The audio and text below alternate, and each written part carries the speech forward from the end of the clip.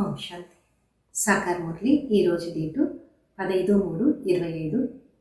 బాబా చెప్తున్నారు, మధురమైన పిల్లలారా, ఇప్పుడు ఇంటికి వాపస్ వెళ్ళాలి. అందుకొరకు దేహ సహితంగా దేహం అనే అన్ని బంధనాల్ని మరిచి ఒక్క బాబాని స్మృతి చేయండి. ఇదే సత్యమైన గీత ఒక సారము. ప్రశ్న: మీ పిల్లల ఒక సహజమైన పురుషార్థం ఏంటి?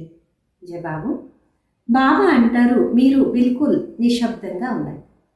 నిశ్శబ్దంగా ఉన్నప్పుడు బాబాని ఇంకా ఆస్తి తీసుకోగలరు. తండ్రిని స్మృతి చేయండి, సృష్టి చక్రాన్ని తిప్పుతూ ఉండండి. బాబా స్మృతిని ఇంకా మీ వికర్మాలు కూడా వినాశనం అవుతుంది. ఆయుష్ పెద్దగా అవుతుంది. చక్రాన్ని తెలుసుకున్నప్పుడు చక్రవర్తి రాజులవుతారు. ఇదే సహజమైన పురుషార్థము. ఓం శాంతి. మధురాది మధురమైన ఆత్మిక పిల్లల ప్రతి ఆత్మిక తండ్రి మళ్ళా చెప్తున్నారు. ప్రతిరోజు చెప్తూనే ఉంటారు. పిల్లలకు తెలుసు, ఖచ్చితంగా మనం గీతా జ్ఞానాన్ని చదువుకుంటున్నాం కల్పం వెనకలాగా. అయితే శ్రీకృష్ణుడు చదువుపిస్తా లేదు, పరంపిత పరమాత్మ మనకి చదువుపిస్తున్నారు. వాళ్ళే మనకి తర్వాత రాజయోగాన్ని నేర్పిస్తున్నారు. మీరిప్పుడు డైరెక్ట్ భగవంతుని ఇంకా వింటున్నారు. భారతవాసి ఒక మొత్తం ఆధారము గీత కదా. గీతను కూడా రాసినారు, నేను రుద్రజ్ఞాన యజ్ఞాన్ని రచిస్తాను అంట. ఇది యజ్ఞం కూడా, పాఠశాల కూడా. తండ్రి ఎప్పుడు సత్యమైన గీత వచ్చి వినిపిస్తారో అప్పుడు సద్గతిని పొందుకుంటాం. మనుషులకి ఇది అర్థం కాదు కదా. బాబా సర్వల సద్గతి దాత, వాళ్ళని మనం స్మృతి చేయాలి. గీత భలే చదువుతూ వచ్చినాం. అయితే రచయిత మరియు రచన గురించి తెలియకుండా ఉండే కారణము తెలీదు అంటూ వింటూ చెప్పుతూ వచ్చినాం. సత్యమైన గీత సత్యమైన తండ్రి వినిపిస్తారు. ఇది విచార సాగరణం చేసే ఒక మాట. ఎవరు సేవలో ఉంటారో వాళ్ళకి ముఖ్యంగా గమనం పైన వస్తుంది. బాబా అన్నారు, ప్రతి చిత్రంలో రాయండి. జ్ఞాన సాగరుడు, పతిత పావన, గీత జ్ఞానదాత, పరమ ప్రియ, పరంపిత, పరమ శిక్షక, పరమ సద్గురు శివ భగవంతునొక మహావాక్యము అని. ఈ అక్షరాలు ఖచ్చితంగా రాయండి. మనుషులకు అర్థం కాదు. త్రిమూర్తి శివ పరమాత్ముడు, గీతా భగవంతుడు, కృష్ణుడు కాదు. ఒపీనియన్ కూడా దీనిపైనే రాపిస్తాం. ముఖ్యమైనది గీతనే కదా. బాబా ప్రతిదినము కొత్త కొత్త పాయింట్స్ ఇస్తూ ఉంటారు.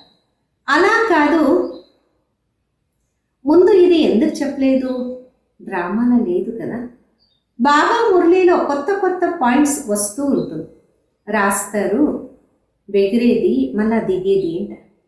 హిందీలో అంటుంటారు, భారతం ఒక ఉత్తనము పతనము. ఉత్తానం అంటే కన్స్ట్రక్షన్, పతనము అంటే డిస్ట్రక్షన్. 100% పవిత్రత, శాంతి, సుఖము స్థాపన జరుగుతూ ఉంది. మళ్ళా అర్థకల్పన తర్వాత అనుభవం జరుగుతుంది. వికారి రాజ్యము కింద దిగిజారిపోతుంది. దైవీ రాజ్యము పైన వెగురుతుంది కదా.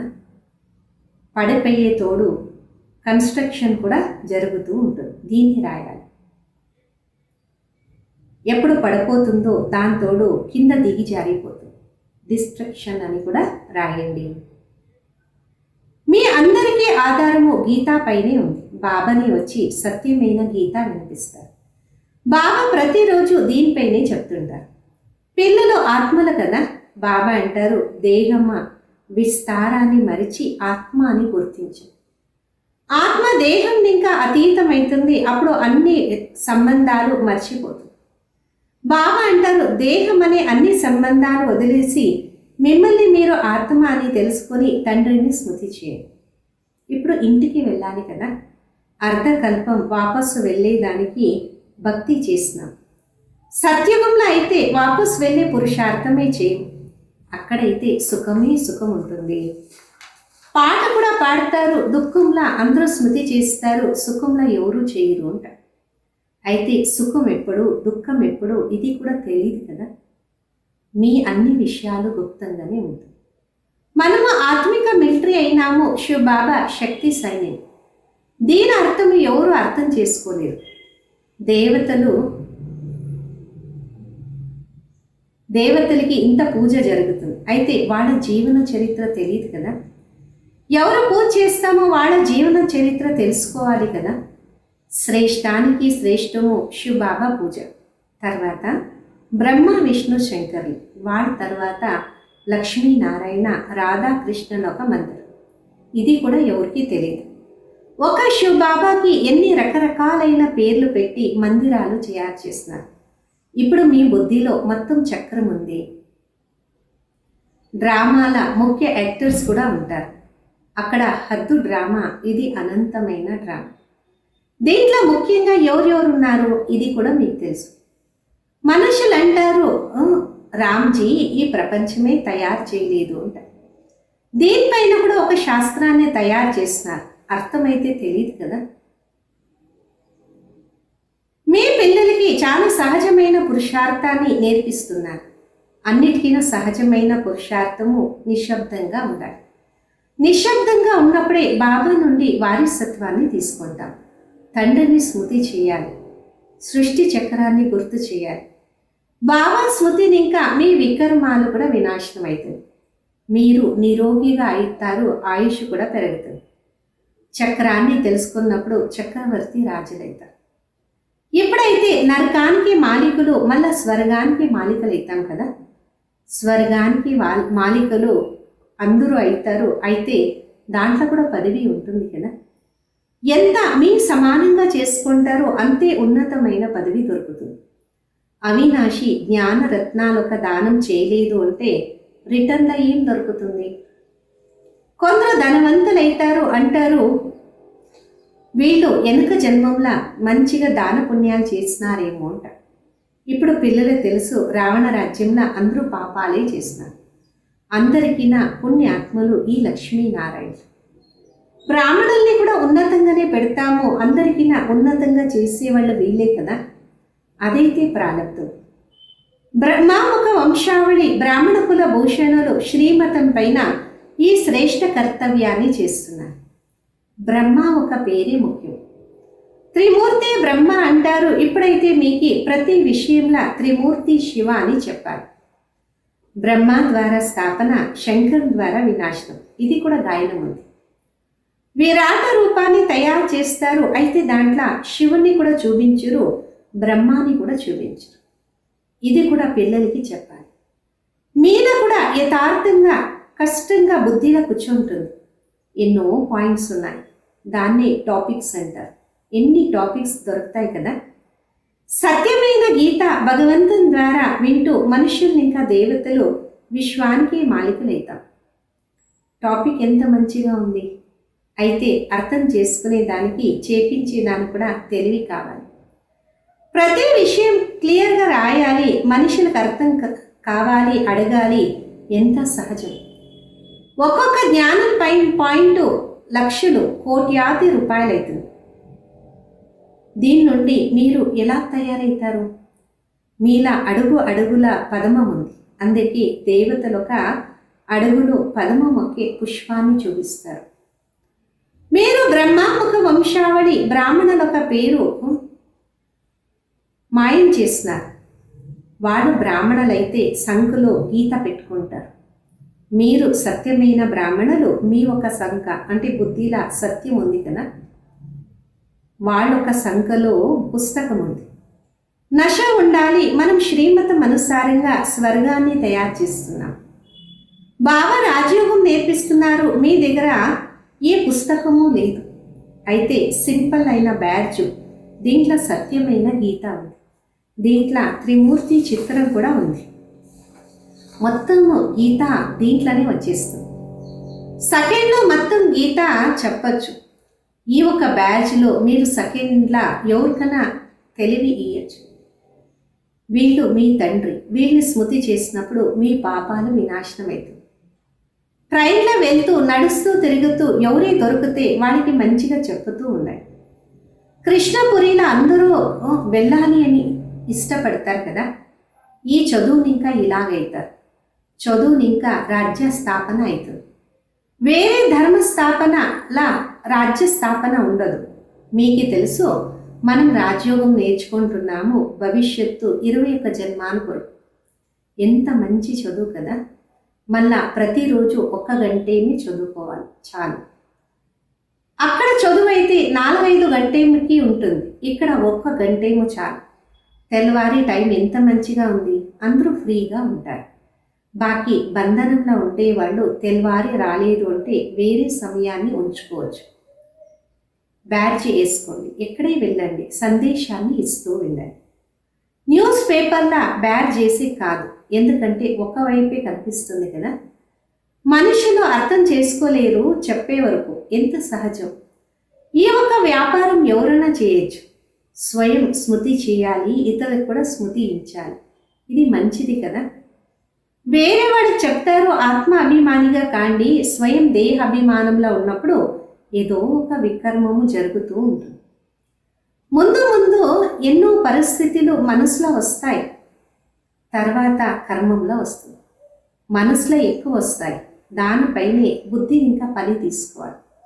చెడు పని చేయకూడదు, మంచి కర్మాన్ని చేయాలి. సంకల్పాలు మంచిగా రావాలి, చెడు రాకూడదు.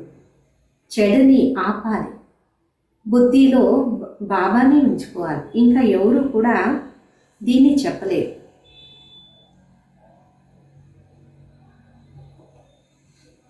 ఈ ఒక బుద్ధి బాబా ఇచ్చినారు, ఇంకా ఎవరు చెప్పలేరు. అది తప్పు పని, రైట్ పని చేయాలి. మంచి పురుషార్థం, ఇంకా మంచి పని జరుగుతుంది. బాబా ప్రతి ఒక్క మాట మంచిగా చెప్తూ ఉంటారు కదా. अच्छा मीठे मीठे सिखलदे बच्चों प्रति माँ पिता बाप दादा का याद प्यार और गुड मॉर्निंग। रूहानी बाप की रूहानी बच्चों को नमस्ते। हम रूहानी बच्चों की रूहानी माता पिता बाप दादा को याद प्यार गुड मॉर्निंग और नमस्ते। धारण కొరకు ముఖ్య సారం. ముందు ఒక్కొక్క అవినాశి జ్ఞాన రత్నాలు లక్షాంతరాలు కోట్యాంతర రూపాయలైంది, ఇంత విలువ ఉంటుంది. దీన్ని దానం చేస్తూ అడుగు అడుగు పదమంత సంపాదన జమ చేసుకోవాలి. మీ సమానంగా చేసుకుంటూ ఉన్నతమైన పదవి తీసుకోవాలి. రెండోది, వికర్మాన్ని ఇంకా బచావ్ అయ్యేదానికి ఆత్మిక స్మృతిలో ఉండే పురుషార్థం చేయండి. మనసులో చెడు సంకల్పాలు వస్తాయి, దాన్ని అక్కడే ఆగేలాగా చేయండి. మంచి సంకల్పాలు నడిపించండి. కర్మేంద్రియం ద్వారా ఉల్టా కర్మాలు చేయొద్దు. వరదాను. ఆత్మీయత అనే ప్రభావం ద్వారా ఫరిష్తా అనే మేకప్ చేసుకునే వాళ్ళు సర్వల స్నేహీ భవ. ఏ పిల్లలు ఎల్లప్పుడూ బాబా సాంగత్యంలో ఉంటారో ఆ సాంగత్యం అనే రంగు ఎలా పడుతుందంటే ప్రతి ఒక్కరి ముఖం పైన ఆత్మీయత అనే ప్రభావం కనిపిస్తుంది. ఈ ఆత్మీయతలో ఉన్నప్పుడు ఫరిష్తా అనే మేకప్ స్వతహా జరుగుతుంది. ఇలా మేకప్ చేసుకున్న తర్వాత ఎవరు ఎలాగే ఉన్ని పరివర్తన అయిపోతారు. మేకప్ చేసుకున్నప్పుడు సుందరంగా అనిపిస్తారు. ఇక్కడ కూడా ఫరిష్తా అనే మేకప్ వెలిగేలాగా చేస్తుంది. అంటే ఆత్మిక మేకప్ సర్వల్ని స్నేహిగా చేసేస్తుంది. స్లోగను. బ్రహ్మచర్యము, యోగము మరియు దైవీ గుణాల యొక్క ధారణ వాస్తవిక పురుషార్థమైంది. మాతేశ్వరిజీ వల్ల అనుమూల మహావాక్యాలు. టాపిక్ కర్మ బంధనాన్ని దూరం చేసే పురుషార్థం. ఎంతోమంది మనుషులు ప్రశ్న అడుగుతారు, మేమేం చేయాలి, ఎలాగా మా కర్మ బంధనాన్ని జొంచాలి. ఇప్పుడు ప్రతి ఒక్కరూ జన్మ పత్రికాన్ని బాబా తెలుసుకుంటారు. పిల్లలు ఒక పని అయింది, ఒక్కసారి హృదయం ఇంకా బాబాకి సమర్పితలు కావాలి. మీ ఒక జవాబుదారీ వాళ్ళ చేతిలో ఇవ్వాలి. మళ్ళా ప్రతి ఒక్కరికి బాబా ఆజ్ఞ ఇస్తారు. బాబా ప్రతి ఒక్కరిని చూసి ఏం చేయాలి అని ఆజ్ఞ ఇస్తారు. ఆశ్రయము ప్రాక్టికల్గా తీసుకోవాలి. బాకీ అలా కాదు, వింటున్నాము, నేను నా మతం అనుసారంగా నడుస్తున్నాను. బాబా సాకారంలో ఉన్నారంటే పిల్లలకి కూడా స్థూలంగా తండ్రి, గురు, టీచర్ ఒక ఆశ్రయాన్ని ఇస్తారు. అలా కాదు, ఆజ్ఞ దొరికింది, పాలన చేయలేదు అంటే అకల్యాణమే అవుతుంది కదా. ఫైనల్ పాలన తీసుకునే దానికి కూడా అంటే ఆజ్ఞని పాలన చేసి ధైర్యం కూడా కావాలి కదా. నడిపించే వాళ్ళు చాలా రమణీయంగా ఉన్నారు, దాన్ని అర్థం చేసుకోవాలి. ఏ విషయంలో కళ్యాణం ఉంది ఆ ఒక డైరెక్షన్ బాబా ఇస్తారు. ఎలాగా కర్మ బంధనాన్ని మనము వదిలేయాలి అంటే చుంచాలి. కొందరికైతే ఆలోచననే రాదు. మళ్ళా పిల్లలకి ఎటువంటి పరిస్థితి కావచ్చు, దీంట్లో భయపడే మాటే లేదు. ఇదైతే కొంతమంది పిల్లలది డ్రామా అనుసారంగా ఇల్లు వదిలే మాట వచ్చింది, పాట కూడా ఉండేది. లేదు అంటే ఇప్పుడు సేవ ఎవరు చేసేవాళ్ళు? ఇక్కడ వదిలే మాటే లేదు. పరమాత్మన పిల్లలుగా ఉండాలి, భయపడకూడదు, ధైర్యంగా ఉండాలి. బాకీ భయపడితే ఖుషీగా ఉండలేము కదా. తండ్రి ఒక ఆజ్ఞని పాలించలేదు. ఇక్కడైతే బాబాతో సహయోగిగా కూడా ఉండాలి, బతికినట్లే చనిపోవాలి. అన్నిటికీ ఆధారము బాబానే కదా. ఎక్కడైనా మనం చిక్కేసుకున్నామంటే దాన్ని ఇంకా బాబా బయటికి తీసుకుని వస్తారు. బాబాతో మనసా వాచ కర్మణ సహయోగిగా ఉండాలి. దీంట్లో కొద్దిగా కూడా మోహం అనే దారము ఉంటే మనం పడిపోతాం. ధైర్యంగా ఉంటూ ముందు వెళ్ళాలి. ఎక్కడ ధైర్యపోతే బలహీనంగా అవుతామో అక్కడ కన్ఫ్యూజన్ అవుతుంది. అందుకే మీ బుద్ధిని బిల్కుల్ పవిత్రంగా ఉంచాలి. వికారం అనే అంశము ఉండకూడదు. లక్ష్యమైతే దూరంగా ఉండేవి, కొద్దిగా మనము పైన వెళ్ళాలి. అయితే ఈ ఒక దారి వెనక ముందు ఉంటుంది. సమర్థంగా ఉండేవాళ్ళు తోడున్నారు అంటే ఇంకా భయం ఎందుకు? ఎల్లప్పుడూ కూడా మనము అలసిపోకూడదు. మంచిది. అవ్యక్త ఇషారా. సత్యత మరియు సభ్యత అనే కల్చర్ని మీ దానిగా చేసుకో. మీ ఒక మాట స్వరూపము రెండు తోడు ఉండాలి. మాట స్పష్టంగా ఉండాలి, దాంట్లో స్నేహం కూడా ఉండాలి. నమ్రత, మధురత, సత్యత కూడా ఉండాలి. అయితే స్వరూపంలో నమ్రత ఉండాలి. ఈ ఒక రూపం ఇంకా బాబాని ప్రత్యక్షం చేయగలరు. నిర్భయంగా ఉంటూ మాట్లాడుతూ మర్యాద లోపలే ఉండాలి. మళ్ళా శబ్దం కఠినం అనిపించదు, మధురంగా అనిపిస్తుంది. ఓం శాంతి.